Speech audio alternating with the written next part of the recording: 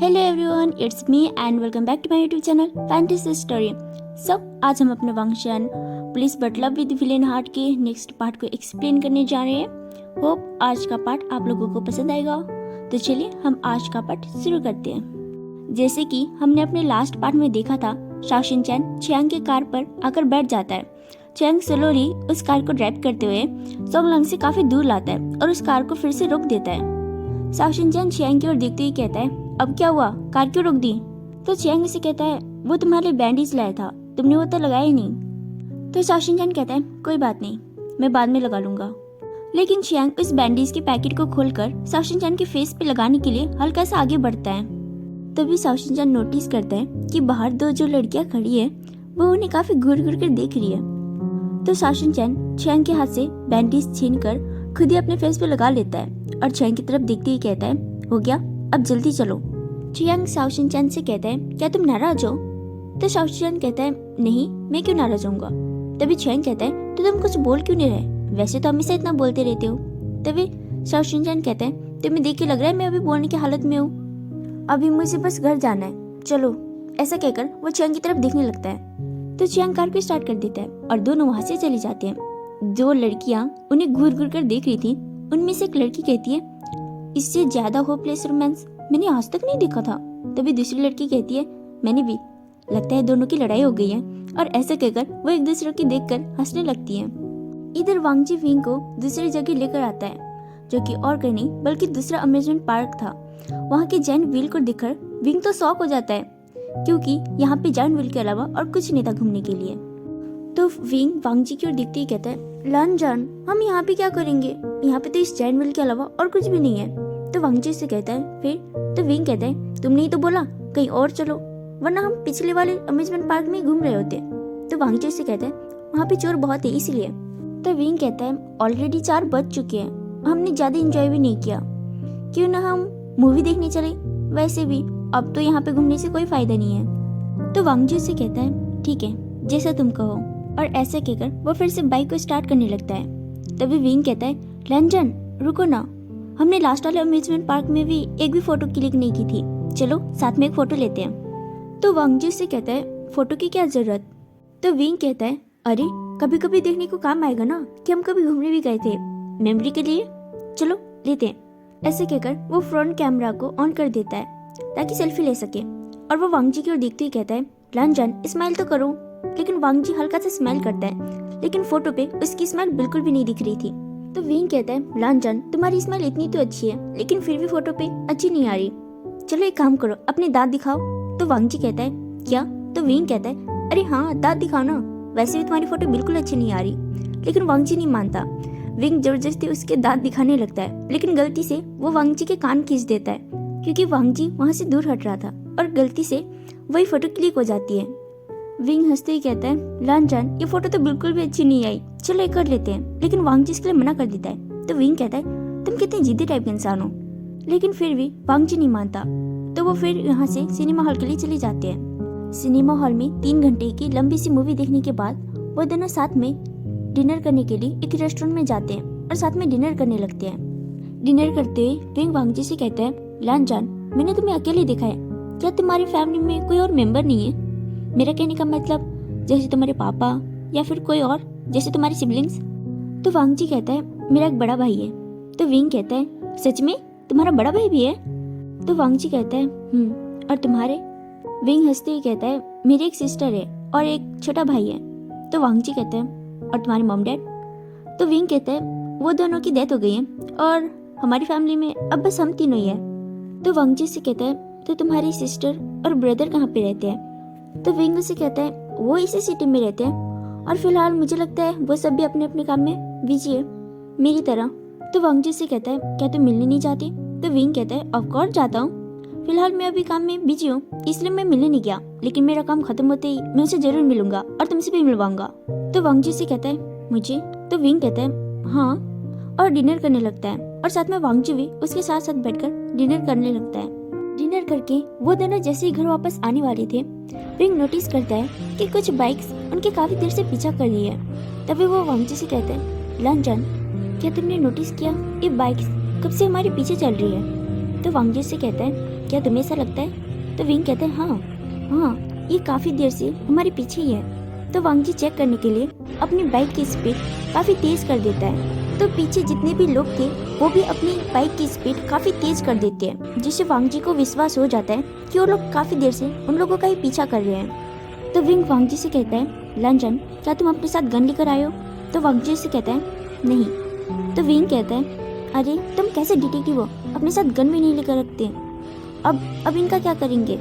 तो वांग जी से कहता है तुम चिंता मत करो, और वो बाइक को एक सुनसान सी जगह पर ले जाकर रोक देता है। तो उनके पीछे जितने भी बाइकर्स लगे हुए थे वो सब भी अपनी अपनी बाइक को रोक लेते हैं। विंग और वांग जी दोनों बाइक से नीचे उतर जाते हैं। तो पीछे बाइकर्स भी अपने अपने बाइक से नीचे उतर जाते हैं और सब अपने अपने जेब से चाकू निकाल लेते हैं। विंग वांग जी को देखते हुए कहता है, रंजन अब क्या करने वाले हो? तो वांग जी से कहता है, क्या तुम्हें फाइट आती है? तो विंग कहता है, क्या फाइट? और अपने मन में कहता है, अगर रंजन को हाँ बोल दिया तो कहीं ये मुझ पे शक न करने लग जाए। और वो वांग जी को देखते ही कहता है, नहीं। तो वांग जी उसकी ओर देखते ही कहता है, तो फिर यहीं रहो। और उन बाइकर्स के पास जाने लगता है। जैसे उन बाइकर्स के पास जाता है उन लोगों में फाइट शुरू हो जाती है और वांग जी उन सबके साथ लड़ाई करने लग जाता है। बहुत सारे लोग वांग जी पर हमला करने के लिए आगे आते हैं, पर वांग जी उन सबकी बहुत अच्छे से धुलाई करता है। तभी विंग पीछे से कहता है, बहुत अच्छे रंजन, तुम तो बहुत अच्छा लड़ रहे हो। तभी विंग नोटिस करता है कि वांग जी के पीछे एक लड़का चाकू से उसे स्टैब करने वाला था। तभी विंग अपने मन में कहता है, अब तो तुझे सामने आना ही पड़ेगा विंग। और विंग पीछे से आकर उस लड़के को एक किक शॉट मारता है। वांग जी विंग को देखकर हैरान हो जाता है और वो विंग की ओर देखते ही कहता है, विंग तुम? तो विंग कहता है, अभी समझाने का टाइम नहीं है रंजन। चारों तरफ से उन दोनों को बाकी सबने घेर लिया था। तभी विंग कहता है, रंजन क्या तुम तैयार हो? तो वांग जी कहता है, हाँ। और थोड़ी सी शांति के बाद उन सब में फिर से एक बार फाइट शुरू हो जाती है और ये काफी जोरदार चल रही थी। विंग और वांग जी उन सबको बहुत मारते हैं और जैसे उनका फाइट खत्म होता है वांग जी इधर उधर देखने लगता है, जहाँ पर चारों ओर सभी लोग पड़े हुए थे। उनमें से एक लड़का वांग जी के बिल्कुल सामने था और वो माफी मांगते ही कहता है, हमें माफ कर दो, हम तुम्हें मारना नहीं चाहते थे। विंग अपना मुंह साफ करते ही कहता है, क्या बोला तुमने? मारना नहीं चाहते थे? तो चाकू लेके हमारा पीछा क्यों कर रहे थे?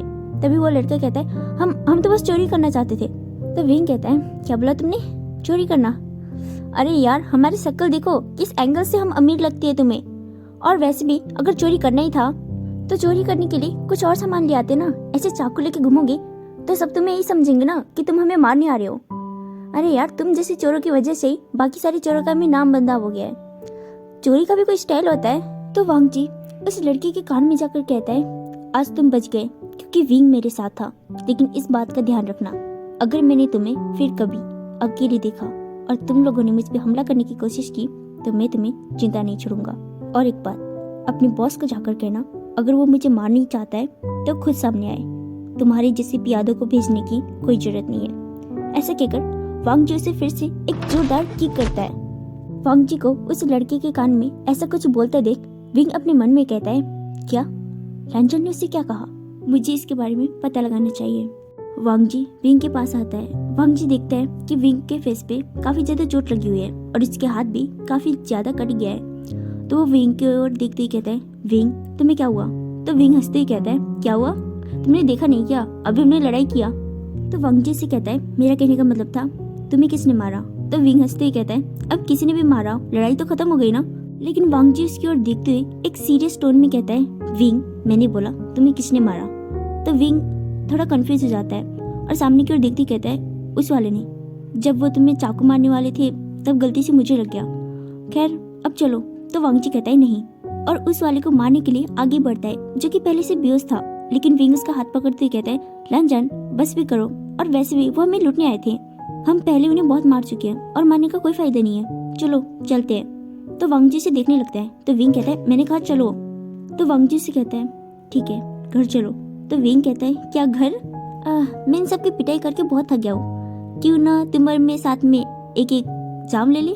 तो वांग जी से कहता है, नहीं हमें घर जाना चाहिए, तुम्हें चोट लगी है। तो विंग कहता है, कम ऑन रंजन, तुम मेरी बात बिल्कुल भी क्यों नहीं मानते? जब मैं कह देता हूँ, मैंने कहा हम जाएंगे, और वैसे भी अभी मुझे घर नहीं जाना, मैं एक डॉक्टर हूँ, मैं अपना इलाज कर लूंगा, तुम्हें टेंशन लेने की कोई जरूरत नहीं है। फिलहाल तो मेरी औषधि एक एक गिलास जाम ही हो सकती है।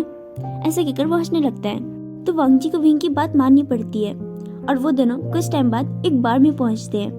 विंग वांग जी की ओर देखती कहता है, तुम क्या लेना पसंद करोगे लांचन? तो वांग जी कहते हैं, जो भी तुम लो। तो विंग कहता है, मैं वाइन पी कर काफी थक गया हूँ, क्यों ना हम आज कुछ नया ट्राई करें? और वो वेटर की तरफ देखती कहता है, ब्रो क्या यहाँ पे सोजू की बोतल मिलती है? तो वेटर कहता है, जी सर। तो विंग कहता है, बहुत अच्छे, फिर तो हम दोनों के लिए एक एक बोतल सोजू तैयार कर दो। तभी वांग जी के फोन में चैंग की कॉल आती है। वांग जी विंग की ओर देखते ही कहता है, मैं 2 मिनट में आया। तो विंग कहता है, हाँ ठीक है, जल्दी आना। और वांग जी साइड में जाकर चैंग से बात करने लगता है। चैंग उसको कहता है, हंग वंग जुन तुम कहाँ चले गए, अब तक क्यों नहीं आए? मुझे तुम्हारी फिक्र हो रही है। तो वांग जी से कहता है, हम पे किसी ने हमला किया था। तभी चैंग कहता है, क्या तुम ठीक तो हो ना? तो वांग जी से कहता है, चिंता मत करो, मैं भी बिल्कुल ठीक हूँ। तो चैंग उससे कहता है, तुम बोलो अभी तुम कहाँ हो, मैं अभी तुम्हारे पास आता हूँ। तो वांग जी से कहता है, नहीं तुम्हारे लिए कुछ और काम है। तो चैंग कहता है, कौन सा काम? तो वांग जी कहता है, मैं तुम्हें एक बाइक का नंबर दे रहा हूँ, ये उन लोगों में से एक है जिन्होंने हम पर हमला किया था। और एक बात, मुझे बाकी लोगों से मतलब नहीं, लेकिन इसके पास जाकर तुम इसको मार डालो। तो चैंग कहता है, ठीक है हो जाएगा। तो वांग जी से कहता है, खास करके इसके हाथ तोड़ देना, और एक बात, मुझे रिकॉर्डिंग भेजना बिल्कुल भी मत भूलना। तो चैंग कहता है, हो जाएगा। और वांग जी चैंग को इतना कहकर वो कॉल कट कर देता है। इधर वेटर विंग को 2 गिलास सर्व कर देता है। विंग कुछ देर तक इधर उधर देखने के बाद वो वांग जी के गिलास पर एक नशे की गोली मिक्स कर देता है, और जैसे ही वो दूसरी गोली मिक्स करने वाला था, उसे पीछे से वांग जी आवाज देता है विंग, और गलती से विंग से वो गोली नीचे गिर जाती है। और वो पीछे मुड़कर वांग जी को देखने लगता है और अपने मन में कहता है, ओ नहीं, अब तो पता नहीं एक गोली से काम बनेगा भी या नहीं। और वो वांग जी को हंसते ही कहता है, ओ लांचन तुम इतनी जल्दी आ गए, चलो ना। और वांग जी उसके पास वाली चेयर पर आकर बैठ जाता है। वहाँ पर कुछ लोगों की पार्टी चल रही थी। वांग जी उसकी ओर देखे जा रहा था। तभी विंग कहता है, लांचन तुम पी क्यों नहीं रहे हो, पियो ना। वांग जी उस गिलास को उठाता है। तभी विंग अपने मन में स्मिर करते ही कहता है, फाइनली मिस्टर लन वांग जी, तुम मेरे जाल में फंस ही गए, लगता है आज तो मेरा काम बन ही जाएगा। लेकिन जैसे ही वांग जी उस गिलास को पीने वाला था, तभी एक लड़की उसके पास आकर उससे टकरा जाती है और वांग जी से वो गिलास नीचे गिर जाता है। विंग अपने मन में कहता है, ओह शिट, इस लड़की को भी अभी आना था, इसको कोई और टाइम नहीं मिला था क्या? वो लड़की वांग जी की ओर देखती हुई कहती है, ओह आई एम सो सॉरी, मैंने जानबूझ के नहीं किया। तो वांग जी से कहता है, कोई बात नहीं। लेकिन वो लड़की वांग जी का हाथ पकड़ती हुई कहती है, नहीं मुझसे गलती हो गई है। और ऐसा कहकर वो वांग जी के शर्ट साफ करने के बहाने उसके शोल्डर को टच करने लगती है। ये देखकर विंग को बहुत ज्यादा जेलस फील होता है। तो उसके हाथ पे जो गिलास थी, जो कि उसने अब तक पिया नहीं था, वो एक ही घुट में सारा पी जाता है और उस लड़की की ओर घूर कर देखने लगता है। जैसे वो लड़की वांग जी को टच करने की कोशिश करती है, वांग जी एकदम से खड़ा हो जाता है और उस लड़की को दूर करते हुए कहता है, कोई बात नहीं, तुमने जानबूझ के नहीं किया, अब तुम जा सकती हो। ऐसा कहकर वो उस लड़की से 2 कदम पीछे हट जाता है। तो वो लड़की हंसते हुए कहती है, क्यों नहीं, अब मुझसे गलती हो गई है तो क्यों ना मेरे साथ बैठकर एक गिलास वाइन पियेंगे। विंग उस लड़की को घूरे जा रहा था, लेकिन तभी उसे अपने सिर पे थोड़ा सा दर्द होता है और उसे चक्कर आने जैसा फील होता है। तो वो अपने मन में कहता है, ये मुझे क्या हो रहा है। उसे तभी याद आता है कि लास्ट टाइम जब वो वांग जी के वाइन में एक और गोली मिक्स कर रहा था, लेकिन तभी उसे गलती से वो गोली नीचे गिर गई थी। लेकिन वो गोली नीचे नहीं बल्कि विंग के गिलास में गिर गई थी, जो कि उसने ध्यान नहीं दिया क्योंकि वो पीछे वांग जी को देख रहा था।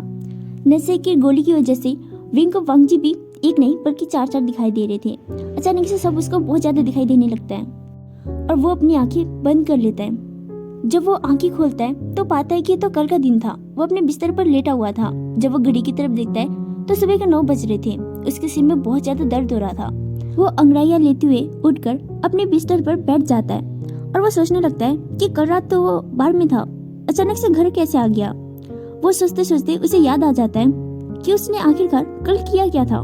वो लड़की काफी देर तक वहीं पर खड़े रहकर वांग जी से फ्लर्ट करने की कोशिश करती है। विंग को ये देखकर बहुत ज्यादा जेलस फील हो रहा था, तो वो नशे की हालत में उस लड़की के पास जाता है और उस लड़की को वांग जी से धकेल कर खुद वांग जी का हाथ पकड़ लेता है और उस लड़की की तरफ देखते ही कहता है, ये मेरा बॉयफ्रेंड है। तो वांग जी शॉक होकर विंग की ओर देखने लगता है। उसे तो कुछ भी समझ में नहीं आ रहा था कि विंग आखिर कर क्या रहा है। विंग 2 मिनट तक ऐसे बैठकर सोचता है कि उसने क्या कर दिया, अब वो लंजन के सामने कैसे जाएगा। और फिर वो कुछ मिनट बाद अपार्टमेंट में जाकर इधर उधर शाओशिन चैन को देखने लगता है, लेकिन शाओशिन चैन उसे कहीं भी नहीं दिखता।